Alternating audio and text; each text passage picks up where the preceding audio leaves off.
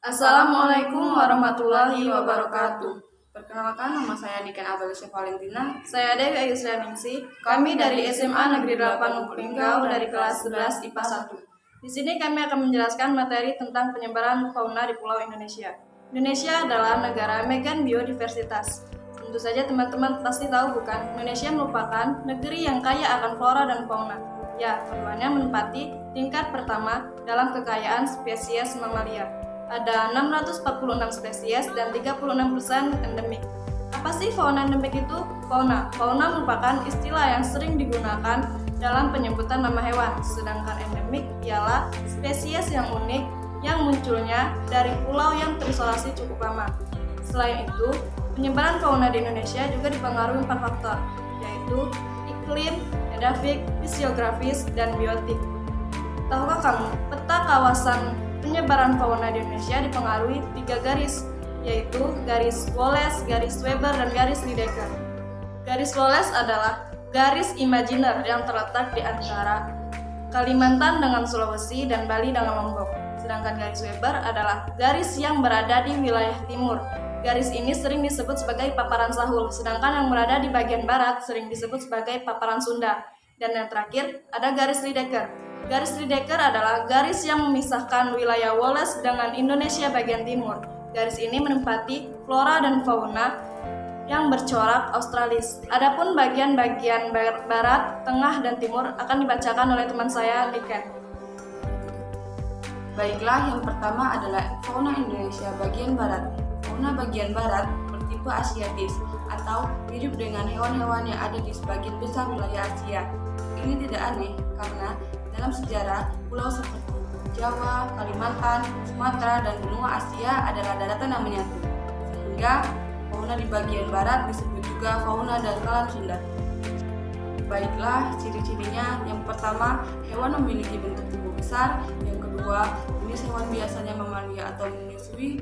Yang ketiga, hewan berasal dari jenis kera. Yang keempat, banyak hewan yang berasal dari jenis-jenis ikan air tawar. Berikut contoh-contoh fauna bagian barat. Baiklah, contoh fauna bagian barat. Yang pertama ada hewan mamalia. Contoh pertama ada harimau Sumatera.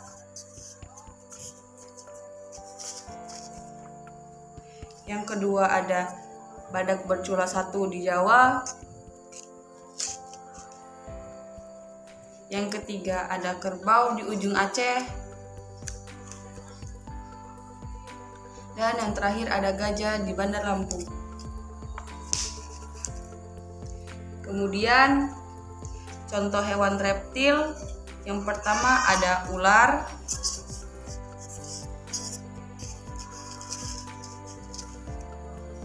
Kemudian yang kedua ada biawak.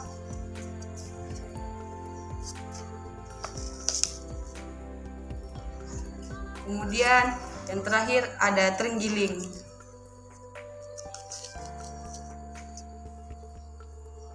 Kemudian contoh-contoh burung. Yang pertama ada burung elang.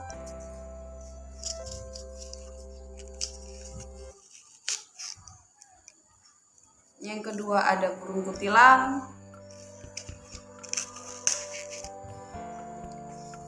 Dan yang terakhir ada burung merak.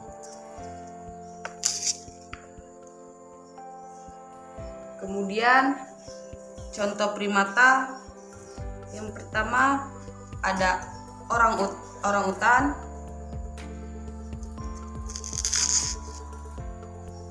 Kemudian ada bekantan.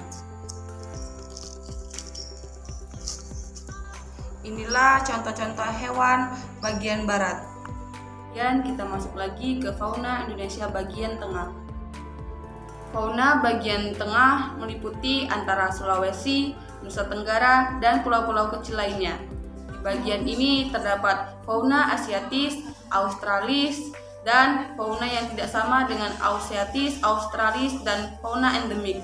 Berikut contoh fauna bagian tengah. Yang pertama ada komodo di Papua. Kemudian ada babi rusa di Sulawesi. Dan terakhir ada burung mambruk di Papua. Kemudian kita masuk lagi ke fauna bagian timur. Fauna bagian timur atau Australis yang meliputi Papua, Maluku, dan daerah sekitarnya memiliki kemiripan dengan fauna di wilayah Australia. Ini juga disebabkan daratan-daratan tersebut pernah menyatu dengan Australia sehingga dinamai juga dangkalan Saul. Ciri-ciri hewannya, yang pertama terdapat hewan-hewan berkantung, yang kedua memiliki tubuh kecil, yang ketiga memiliki bulu yang indah, dan yang terakhir jarang berasal dari jenis-jenis ikan air tawar dan kera. Contoh-contoh lainnya adapun tikus dan musang berkantung, kanguru pohon, kuskus, penyu sisik, buaya irian, burung kasuari, dan burung cendrawasih, dan lain-lain. Terima kasih. Sekian penjelasan dari kami tentang penyebaran fauna di Pulau Indonesia. Kami akhiri. Wassalamualaikum warahmatullahi wabarakatuh.